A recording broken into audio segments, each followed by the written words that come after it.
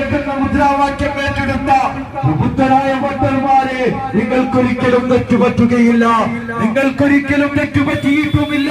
18ാം വാർഡിന്റെ മണ്ണിൽ ഞങ്ങൾ അത് കാണിച്ചു തന്നതാണ്. സംഘപരിവാരത്തിന് കൂട്ടിക്കൊടുക്കുന്ന ഇടതു വലതു കാപട്യക്കാര്, വർഗീയവാദ ചാപ്പക്ക